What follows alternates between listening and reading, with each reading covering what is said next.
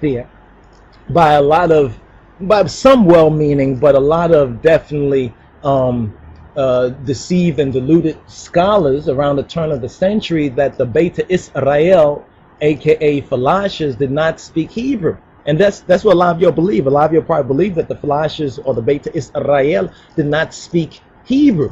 And even a lot of Beta Israel would say, no, we only learn Hebrew when we go to Israel. Israel. You understand? We learn Hebrew when we got there. Two things you need to really inspect and research and study. First of all is the resurgence and re-emergence of Hebrew in modern times among European Jews. It was not 5,000 years ago. You understand? It was not 500 years ago. It was actually very recently. You know what I'm saying? That they've been trying to, since the state of Israel, you understand, or Israel, since the state of Israel, they've been trying to reconstitute Hebrew as a living language. People say, well, how you know this? Because we have the documents and the evidence. You know, Thomas Lambden and others did great and lengthy researches into how to reconstruct a proper, a biblical, a scriptural, you understand, pronunciation of the Hebrew language, since the original scrolls didn't have the nikudim or the nikud. It didn't have the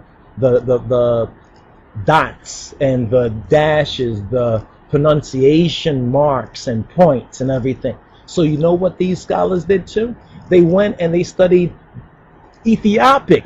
They went and studied ancient Ethiopic documents. You know what I'm saying? In Ethiopia, and manuscripts that were taken out of, and some stolen, but taken out of Ethiopia at various points in times and put into libraries and colleges all over the world. They studied this and compared, you understand, what they had in front of them with what the Ethiopians, the Beta Israel and the Beta Christian, Ethiopian-HEBREW, what they spoke in the Ge'ez and in the ancient Agazi, Kwankwa, Lisana Agazi.